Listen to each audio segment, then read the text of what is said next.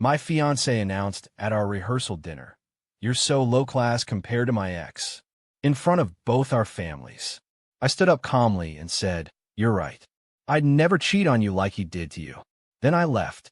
The wedding cancellation went out the next morning. I, 29 male, was supposed to get married last Saturday. Spoiler alert, didn't happen. The rehearsal dinner was at this upscale restaurant her parents picked. About 40 people, both families, wedding party, close friends. I'm talking white tablecloths, $200 bottles of wine, the whole deal. Her dad was footing the bill because, well, that's what they do. They have money. Like actual money. Country club memberships, family lawyer on retainer, vacation home type money. I don't come from that. My parents are solid middle class. Dad's a mechanic, mom's a nurse. They work there, but's off to put me through state college. I've got a decent job in tech support, make around $55K a year. Not rich, but comfortable. Never felt less than about it until I met her family. My fiancée and I had been together 3 years. Met through mutual friends. She worked in marketing for her dad's company, made good money, but mostly because, nepotism. Not saying she wasn't good at her job, but let's be real about how she got it. The whole engagement, there'd been little comments. Her mom would say stuff like, "Well, at this price point, you get what you pay for," when I suggested a cheaper wedding photographer. Her sister made a joke about me being scrappy when I mentioned fixing my own car. Nothing major enough to cause a fight, but enough to make me feel less. My fiancé usually shut it down, or so I thought. So there we are at the rehearsal dinner. Everyone's a few drinks in, feeling good. Her dad gives a toast about welcoming me to the family that felt more like a corporate merger announcement than anything heartfelt, but whatever. My dad gives this sweet speech about how proud he is of me and how my fiancé makes me happy. People are laughing. It's nice. Then my fiancé stands up. She's at like 3 glasses of wine at this point. Starts talking about how we met, how she wasn't sure about me at first, cute stories. I'm smiling, thinking it's going well. Then she says it. My ex had this polish to him. Private school education, knew which fork to use, spoke French. Very refined. She laughs, and a few people chuckle nervously. But he was all surface. My fiancé here, he's real, authentic, even if he is pretty low class compared to someone like that. The room went silent. Like dead silent. I felt every eye turn to me. My mom's face went pale. My dad's jaw clenched. Her parents were smiling like she'd said something charming. Her friends looked uncomfortable, but not shocked. That's when it clicked. This wasn't a slip-up. This was how they all saw me. I stood up slowly, took a sip of water because my mouth suddenly felt dry. Everyone's watching. "You're absolutely right," I said, voice calm. "I'd never cheat on you like you did. Multiple times, including with your college roommate." Her face went white. Her mom gasped. Her dad's smile vanished. "Good luck with the wedding," I said. Then I looked at my parents. "Mom, Dad, let's go." I walked out of that restaurant with my entire family behind me. Left my napkin on the table, didn't look back. Could hear her calling my name, but I just kept walking. Got in my car and drove to my apartment. My phone started blowing up immediately, but I silenced it. Sat on my couch for about an hour, just processing. Then I got to work. Called the wedding planner at 11 p.m. Left a voicemail that the wedding was canceled. I'd handle my portion of vendor cancellations. Please send me the breakdown of what I owed. Texted my best man. "Wedding's off. I'll explain later. Can you let the groomsmen know?" Then I went to bed. Slept like a rock, honestly. Woke up to 89 missed calls and probably 200 text messages. Update 1. The morning after was chaos. Started going through messages around 8 a.m. with coffee. My fiancé. 31 texts ranging from "baby, please call me" to "you're being dramatic" to "how could you humiliate me like that?" Her mother. 12 texts about how I ruined the dinner and owed them an apology. Her father. 1 text. "We need to discuss this like adults. Call me." My brother. "Dude, that was legendary, but mom's worried about you." The wedding planner called at 9 a.m. sharp. "I got your message," she said carefully. "I need to confirm. You're canceling 8 days before the wedding?" "Yes." "Okay, so you'll lose your deposit on the venue. That's $3,000. The caterer requires 2 weeks' notice, so that's the full $8,500. Photographer might refund half. That's $1,200 back from the $2,400 you paid. Florist is non-refundable, $800. DJ is willing to refund 50%, so $400 back from $800. I did the math. I was losing about $12,000. Money I've been saving for 2 years. What about her contributions? I asked. Her family paid for the venue rental, rehearsal dinner, her dress, and decorations. That's substantially more. Around $35,000 total. They can handle their own cancellations then. Understood. I'll send you the final breakdown and start making calls. Hung up and immediately got a call from my fiancée. Are you seriously doing this? She said instead of hello. You're really going to throw away 3 years over one comment? One comment that showed me exactly how you and your family see me. I was drunk. I didn't mean it like that. Yeah? Then how did you mean it? Explain the part where you call me low class in front of 40 people. It was a joke.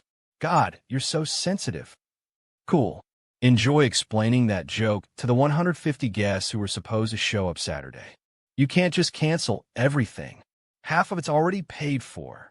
Watch me. I'm handling my vendors. You handle yours. This is insane. My parents are furious. They can join the club. I'm hanging up now. Wait, can we at least talk in person? No. I hung up, blocked her number. Then I called my landlord. See, I've been planning to move out of my apartment and into her condo after the wedding. Give him my 60-day notice back in March. Had about 3 weeks left on my lease. Hey, any chance that notice is reversible? I asked. My landlord, this cool older guy, said the couple who was supposed to take it backed out yesterday. You want to stay? Yeah. New lease, same terms. Works for me. I'll draw it up. One problem solved. Next, I call my bank. We'd opened a joint account 2 months ago for wedding expenses and future together type stuff. I put in about $15,000 total. She put in $5,000. I need to remove my funds from a joint account. I told them. Both parties need to authorize closing a joint account, but you can withdraw your deposits, the banker said. I withdrew $15,000. Left her $5,000. Opened a new checking account at a different bank entirely. By noon, I'd canceled the wedding, secured my housing, protected my money, blocked my ex-fiancé on everything. My mom called. Sweetheart, are you okay? Honestly, that's when I almost lost it, but I held it together. I'm okay, Mom. I'm really okay. What she said, that was cruel. You know that, right? You're not low class. You're hardworking and kind and... Mom, I know. That's why I left. Your father wants to drive down there and give her father a piece of his mind. I laughed despite everything. Tell Dad I appreciate it, but I've got this. We're so proud of you. Walking out like that took guts. After we hung up, my best man came over with pizza and beer. Bro, he said, settling on my couch. I've been waiting 3 years to tell you this. Her family sucks. Like, genuinely sucks. Every time we hung out with them, they make these little comments about all of us. Your job, my tattoos, third groomsman's truck. Subtle but constant. Why didn't you say anything? You seemed happy.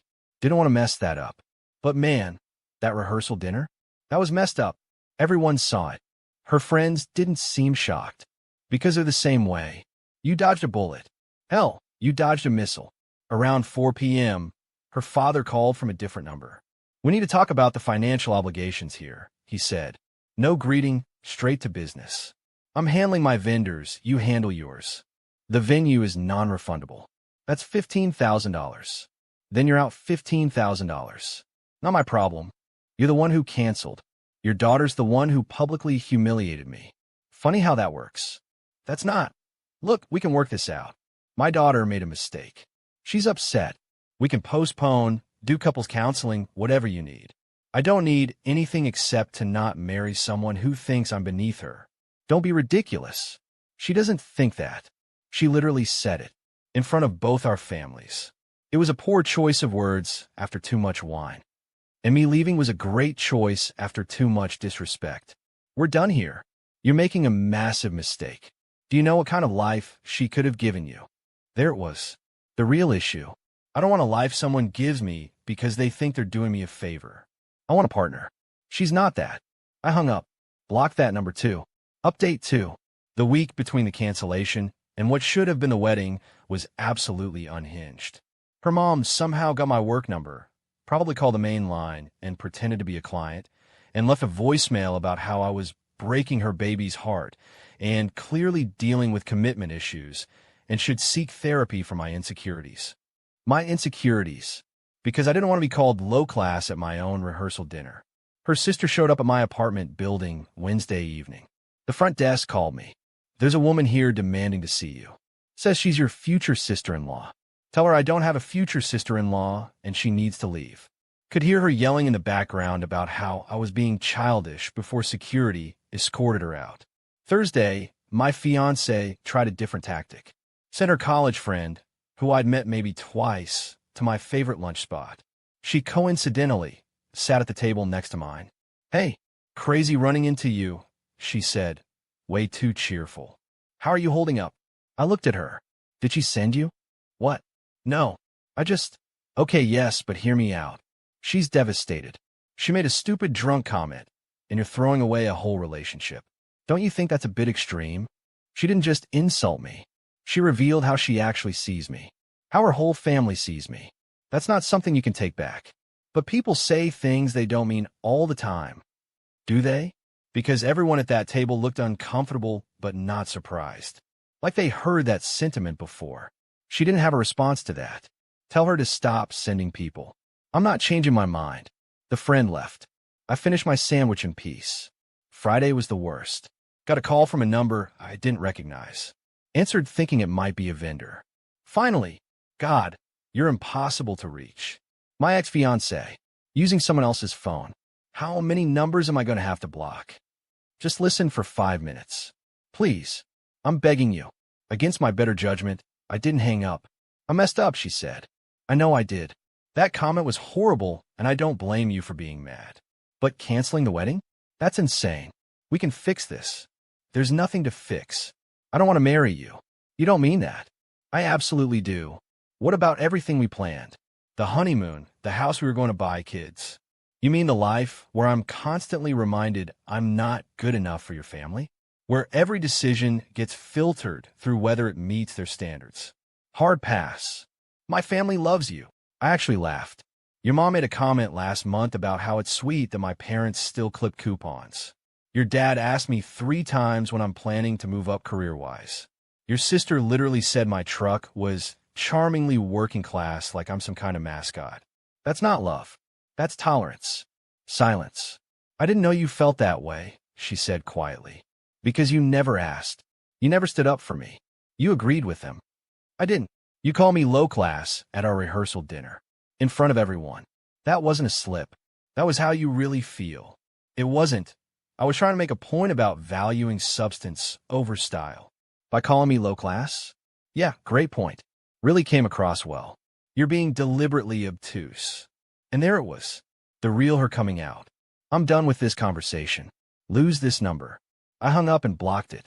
Saturday morning, what was supposed to be my wedding day, I woke up at 10 a.m., made myself a huge breakfast, and played video games in my boxers. It was perfect. My phone was still getting random texts from her friends, her cousins, people I barely knew telling me I was making a mistake. Blocked them all. My best man came over around noon with the other groomsmen. We ordered wings, watched football, and they presented me with a custom beer stein that said, "Dodged a bullet, 2024, with little champagne glasses clinking." Too soon, one of them asked. Perfect timing, I said. Around 3 p.m., when the ceremony was supposed to start, my phone rang from my mom. Just checking on you, honey. I'm great, Mom. Eating wings with the guys. Good. Your father and I are taking the money we were going to spend on your wedding gift and putting it toward a vacation fund for you. Whenever you want to go somewhere, it's there. I got a little choked up at that. Thanks, Mom. Also, her mother called your father this morning, screaming about how you've ruined her daughter's life and we raised you wrong. What did Dad say? He told her that we raised a man who knows his worth, and her daughter should learn hers. Then he hung up on her. I grinned. That's amazing. We're proud of you. Don't forget that. Later that evening, my brother sent me screenshots. My ex-fiancée had posted on social media. Sometimes people show you who they really are, and you have to accept it. Heartbroken, but moving forward. To everyone who supported me this week, thank you. I'll be okay. The comments were a mix of supportive messages and a few people asking what happened. She didn't respond to those. My brother texted, "The audacity. She's playing the victim? Let her." I replied. Anyone who matters knows the truth. Update 3, final. It's been 6 weeks since the rehearsal dinner. Wanted to give a final update since people have been asking. The financial fallout was real. I lost about $12,000 total between non-refundable deposits and cancellation fees. It hurt. That was money I'd been saving carefully for 2 years. But honestly, worth every penny to not be in that family. Her family lost more, probably close to $40,000 between the venue, catering, her dress, all the stuff they paid for. Her mother apparently tried to sue me for emotional damages, but their family lawyer, the one on retainer I mentioned, told them they had no case. You can't sue someone for calling off a wedding. The social dynamics were interesting. Most of our mutual friends sided with me once they heard what actually happened. A few stayed neutral and kind of faded away, which is fine. Her close friends obviously took her side, but I never liked them anyway. My ex-fiancée tried to reach out a few more times through various methods. Week 2, sent a letter to my parents' house. Long, handwritten thing about how she finally understood what she'd done and wanted to make amends. My mom called to ask what I wanted her to do with it. I said trash it. Week 3, her father called my father. Tried the man-to-man approach about not letting emotions destroy a good thing. My dad told him his daughter destroyed it herself and to lose his number. Week 4, she somehow found out where I go for my morning coffee run and was waiting there. I saw her through the window, turned around, and went to a different coffee shop. Got a bunch of texts after from unknown numbers about how running away won't solve anything. Blocked them all. Week 5, her college friend, different one this time, requested to connect on my LinkedIn. Denied. Then got an email through LinkedIn's messaging about how my ex was ready to have an adult conversation. Reported as spam. Throughout all of this, she's been posting cryptic stuff online. Quotes about growth and learning to value yourself and not settling. The irony is completely lost on her. Her friends have posted supportive comments, but I've noticed her engagement dropping. People are getting tired of the vague posting. The best piece of info came from an unexpected source. One of the catering staff from the rehearsal dinner reached out to me on social media. We'd chatted a bit during setup the day before. "Dude, I wanted to tell you that everyone working that night was rooting for you when you left. We heard what she said, and we were like, oh man, he's gonna walk. And you did. The kitchen staff literally applauded when you left. That made me feel weirdly validated. As for me, I'm doing good. Actually really good. Stayed in my apartment. Renewed the lease for another year. It's small, but it's mine, and nobody makes comments about my furniture being from IKEA. Work gave me a promotion last month. Not huge, bumped to $63K, but my boss specifically mentioned that I'd been handling personal challenges with professionalism. Guess word got around the office, but nobody made it weird. Started seeing someone new about 3 weeks ago. Met her at a friend's barbecue. She's a teacher, drives a beat-up Honda, and when I mentioned I fixed my own car, she thought it was cool, not charmingly working class. We're taking it slow. She knows the whole story. I figured better to be upfront. Her response was, yeah, that's messed up. You definitely dodged that one. No games, no hidden judgments. Just normal. It's nice. My ex-fiancée found out somehow, small world, mutual acquaintances, and apparently lost it. According to my brother's girlfriend's cousin, who's still connected to her social circle, I know, convoluted, she was ranting about how I moved on so fast and clearly never loved her. The mental gymnastics required to make herself the victim in all this is genuinely impressive. Last week I got one final contact attempt. Her mom sent a formal letter through their family lawyer. It was basically a cease and desist telling me to stop slandering their daughter and spreading false narratives about what happened. My response, through a lawyer buddy who wrote it up for free. My client has made no public statements regarding the ended engagement. If your client continues to contact him through any means, we'll pursue a harassment claim. Haven't heard anything since. The funniest part of all this? I ran into her ex, the cheater she compared me to, at a mutual friend's party last weekend. We'd met briefly once before the engagement. He pulled me aside. "Hey man, I heard what happened at your rehearsal dinner. That's rough." "Yeah, well, dodged a bullet."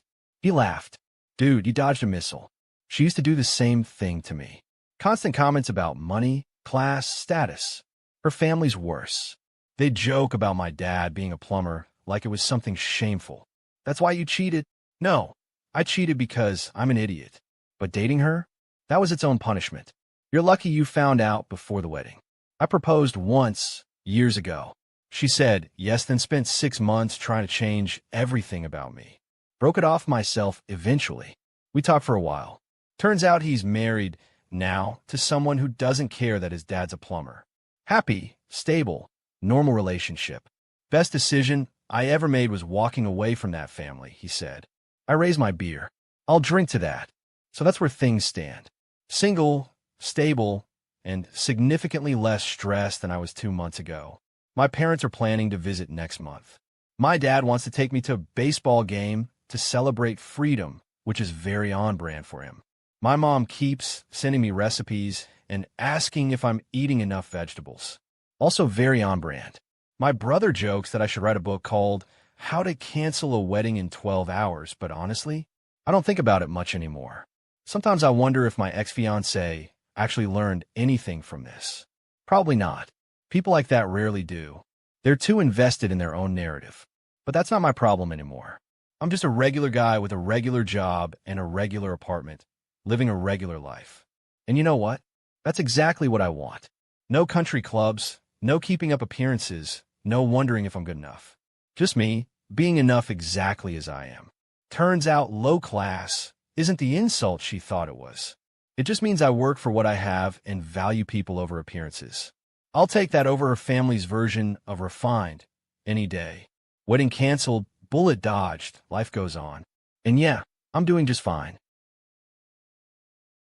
But there's an interesting challenge where I think people need to avoid becoming a suffering addict, sort of using suffering as the proxy for progress as opposed to the outcome of the suffering, right? It's like I was in pain not eating the marshmallow. I was in pain doing this work. I have attached well-being and satisfaction to pain, not to what the pain gets me on the other side of it. If you define pain as physical pain, then it's a real thing. It happens and you can't ignore it. But that's not what we mean by suffering. Suffering is mostly mental anguish and mental pain. And it just means you don't want to do the task at hand. If you were fine doing the task at hand, then you wouldn't be suffering. And then the question is, what's more effective, to suffer along the way or just to interpret it in a way that is not suffering? You hear from a lot of successful people, they look back and they say, oh, the journey was the fun part, right? That was actually the entertaining part and I should have enjoyed it more. It's a common regret.